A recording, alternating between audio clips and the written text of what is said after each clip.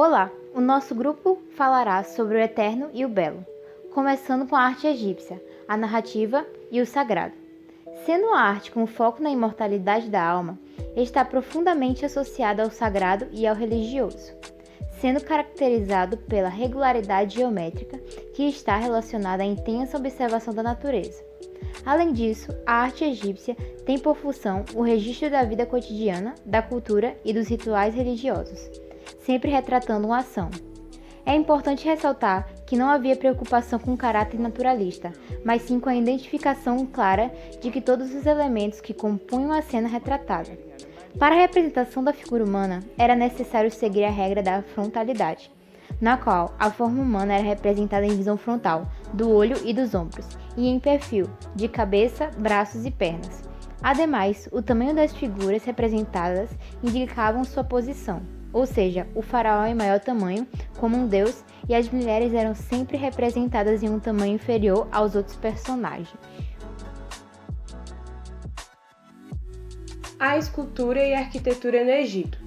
As esculturas no Egito Antigo tinham a função de retratar figuras importantes como o faraó.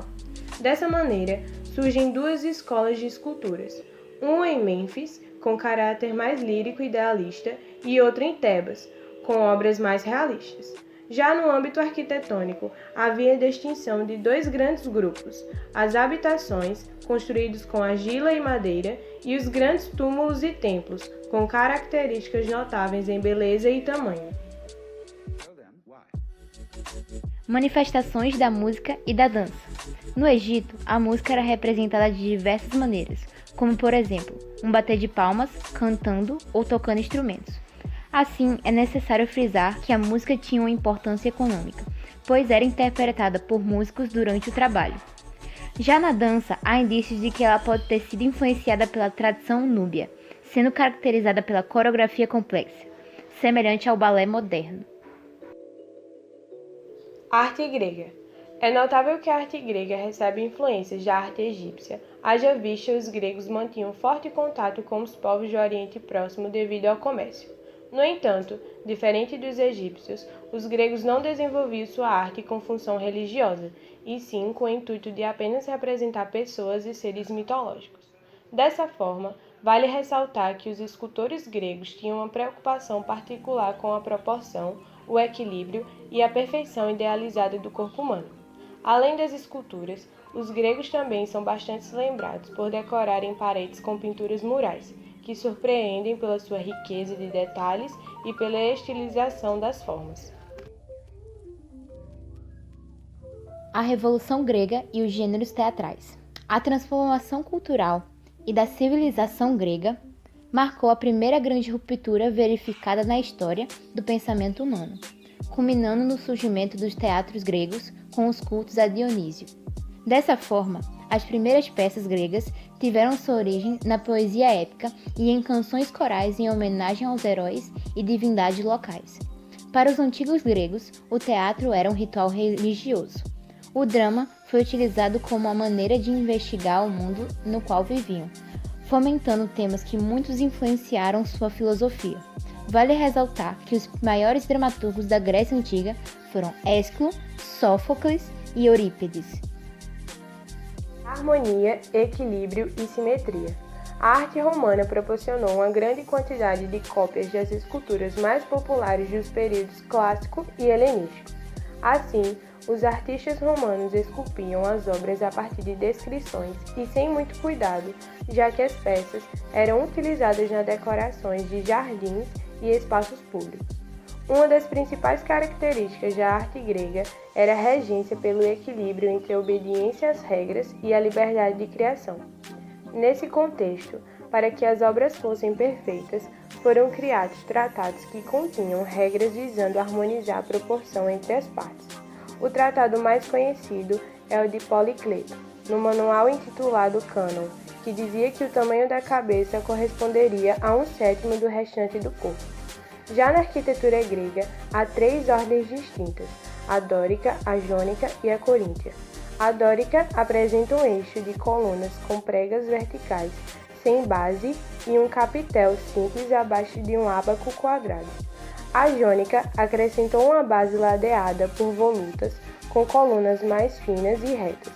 Já a ordem coríntia apresenta colunas encimadas por um capitel mais decorativo, com a forma básica de um sino invertido, adornado por imagens de folhas e brotos de acanto, uma planta da região.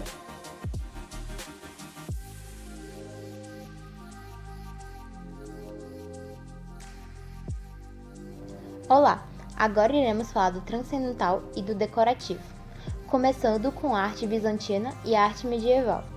A arte bizantina nasceu como resultado da confluência dos estilos gregos, helenísticos, romanos e orientais, e se espalhou para todos os cantos do Império Bizantino. Dessa maneira, o Império Romano do Oriente conservou os valores religiosos e artísticos da cristandade oriental, enquanto do Ocidente vivia uma época de multiculturalismo ao sofrer as influências da cultura germânica. Apenas uma instituição vinda de Roma manteve intacto o seu poder e sua influência, a Igreja Católica, que liderava os povos por meio de sua doutrina e de ação de seus representantes na Terra. Assim, a maior parte da arte dessa época foi criada pela Igreja Ortodoxa Oriental, caracterizada pelo seu tom sombrio, que refletia a adoração às imagens e às expressões católicas, enquanto a ocidental pautava-se na beleza física.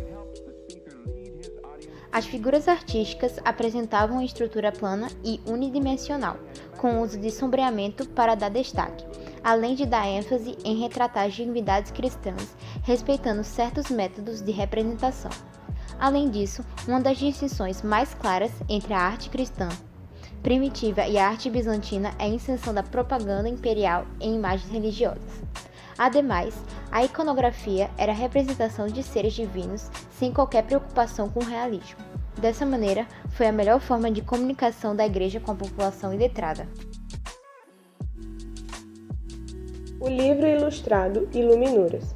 Os livros na Idade Média eram todos manuscritos e, devido ao uso de ouro, marfim ou prata nas capas e páginas, ficaram conhecidos como iluminados.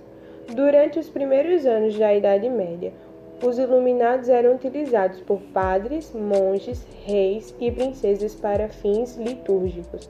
Haja vista, era um processo demorado e caro.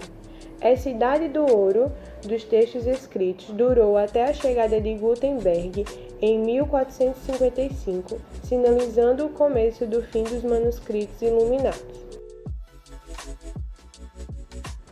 Arquitetura gótica. Surgido na França em torno de 1140, foi um movimento que queria buscar o céu. Para isso, procurava-se alcançar maiores alturas e maior quantidade de luz. A Abadia de Saint-Denis é a primeira edificação gótica, pois ela inova nas abóbadas, na fachada de 3 portais, nos grandes vitrais redondos e coloridos e grande tamanho dos pilares internos. Toda essa arquitetura foi pensada para causar uma forte impressão e, ao mesmo tempo, uma sensação de leveza. Ademais, objetivava a elevação espiritual e ao ensinamento da doutrina e da história sagrada. Nesse contexto, vale ressaltar a presença das gárgulas, que tinham simultaneamente a função de desaguadouro e de espanto do mal. O canto gregoriano. Os cantos litúrgicos vocais e de transmissão oral foram compilados e escritos com o intuito de serem usados como oração. Dessa forma, sua finalidade é conduzir a meditação sobre a humildade, pretendendo unir o homem material ao plano espiritual. Entoado em latim, o canto gregoriano exige de seus intérpretes uma técnica bastante apurada e um estilo peculiar. Ademais, o texto tem prioridade sobre a melodia. Assim, trata-se de uma música vocal, monofônica e a capela escrita sobre um tetragrama. A arte islâmica.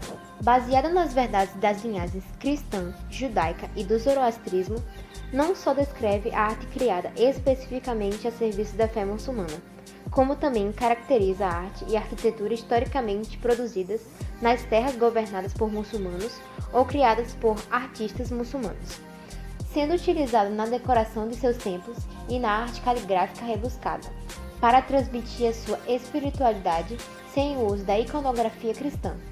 Ademais, Para os muçulmanos, os arabescos e a forma geométrica, em conjunto, constituem um padrão infinito que se estende para além do mundo material visível.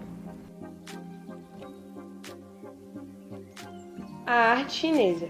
Focada na compreensão do padrão da natureza e sua relação com ela, a natureza sempre foi percebida como a manifestação visível da criatividade de Deus, usando a interação do yin e yang. Vale ressaltar que a arte chinesa tem a função de recordar ao povo os bons exemplos dos tempos passados, ao mesmo tempo em que os artistas aprendiam fórmulas que orientavam como pintar, pois era considerado um bom trabalho aquele que fosse executado seguindo estritamente as regras estabelecidas pela tradição. A arte japonesa, assim como a arte egípcia, é fortemente influenciada pela religião, sendo nesse caso o budismo. A pintura é a forma de arte preferida no Japão. No entanto, há esculturas cujo tema é associado à religião. Já no âmbito da arquitetura, a predileção era por materiais naturais e pela busca de interação entre o espaço interior e o exterior.